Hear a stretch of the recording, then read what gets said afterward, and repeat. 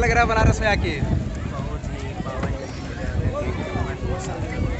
मन को संतृप्ति मिल गई? अब नहीं लगता है पढ़ाई पढ़ाई कुछ है, बस मोच की प्राप्ति। अब मोच के पीछे चलेंगे। लगता है पढ़ाई पढ़ाई कुछ है, बस मोच की प्राप्ति। अब मोच के पीछे चलेंगे। चलिए। दूसरे विकास से प्रकृति का जन्म होना है।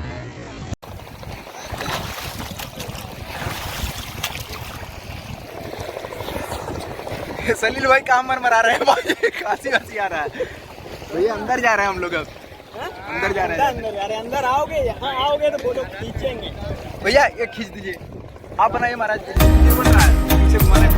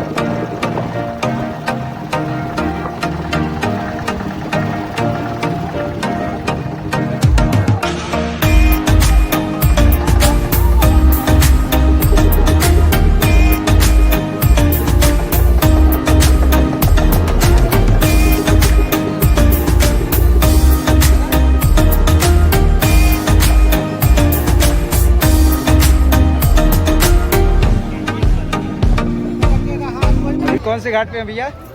अभी हम लोग आए हैं शीतला घाट। अच्छा। हाँ, शीतला घाट, अहिल्याबाई घाट, और यहाँ से हम लोग एंट्री किए थे दशाश्वमेध घाट। ये अच्छा। सामने पास में। अभी इसके बाद देखो बात की है।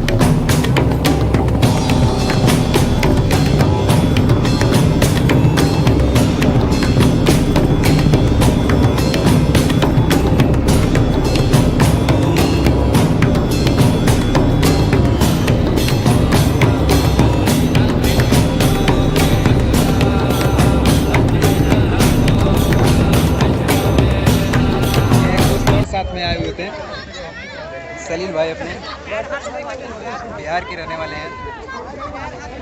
अब हम लोग चलेंगे, पूरा घाट घूमेंगे। ये बिहार वाले भैया बोल रहे हैं कि मेरा भी लीजिए, तो इनका तो भाई लेना बनता है। ये बिहार वाले भैया, भैया कैसा लग रहा है यहाँ के?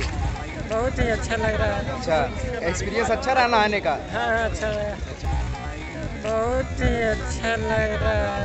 अच्छा, एक्सपीरियंस अच्छा रहा नहाने का? हाँ।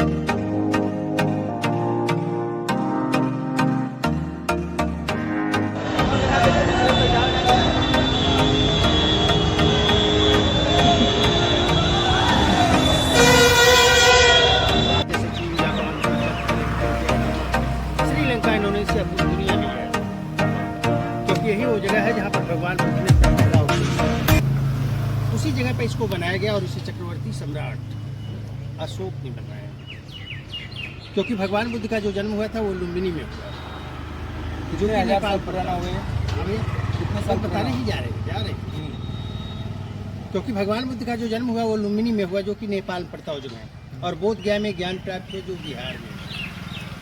यही वो जगह रहा जहाँ पर भगवान बुद्ध ने अपना पहला उपदेश दिया। उसी नगर में उनका देहांत हो गया जो गोरखपुर के पास। उसी नगर भगवान बुद्ध की दो माँ थी जो कि आपस में सगी बहनें थी। पहली माँ का नाम था महामाया और दूसरी माता जी का नाम था प्रजापति गौतम। इसीलिए भगवान बुद्ध को गौतम बुद्ध भी कहा जाता है। और भगवान बुद्ध महामाया जी से भी पैदा हुए और उनके पैदा होने के 7 दिन बाद उनकी माता जी का देहांत हो गया। दूसरी माँ ने उनका पालन पोषण किया, जैसा कि ये बड़ा वाला जो स्तूप दिखाई पड़ रहा है, जैसा कि आपका सवाल रहा कि ये कब का बना हुआ है, हम उन्हीं के बारे में बताने जा रहे हैं।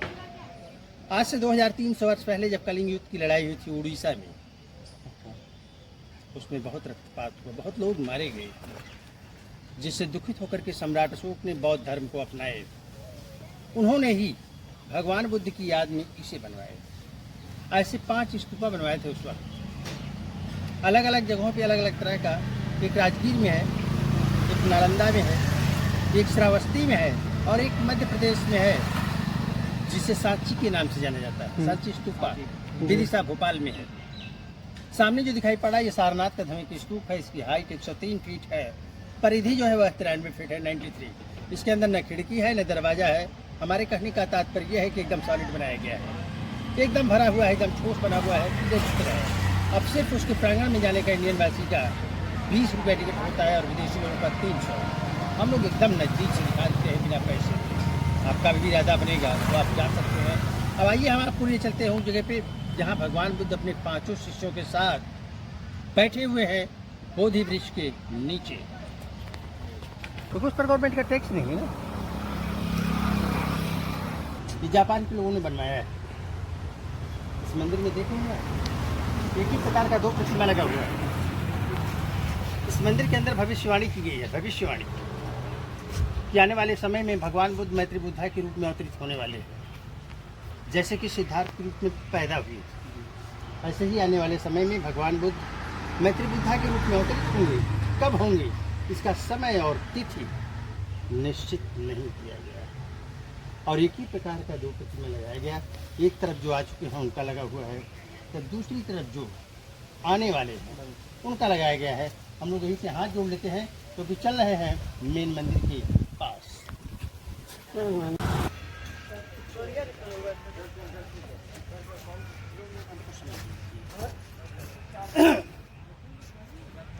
हम कुछ बताने जा रहे हैं।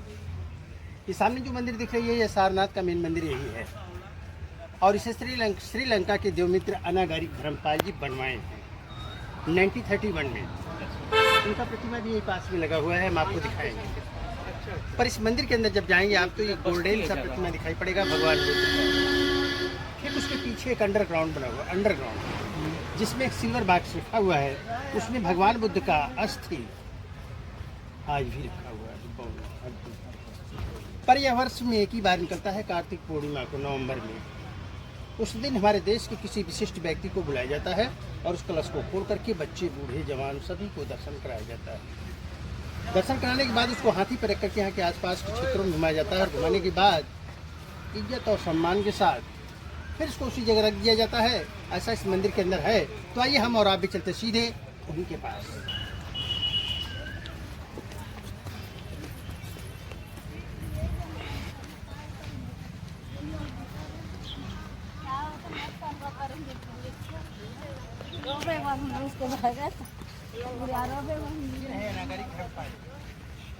जिन्होंने इस मंदिर को बनवाया 1931 में, इनका ये प्रतिमा लगाया गया है। ये श्रीलंका के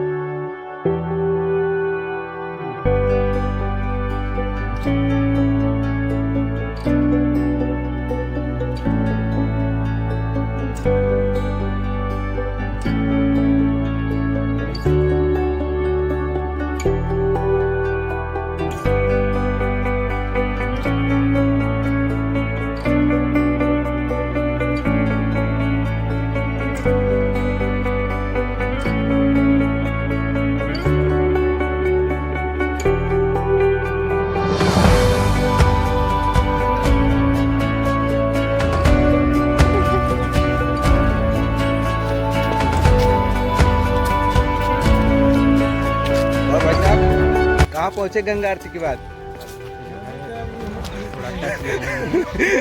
अभी मूड नहीं है। मूड बन गया। हाँ पूछो, थोड़ा सामने कैमरा करो फिर बता। ये है सामने का दृश्य। इधर बस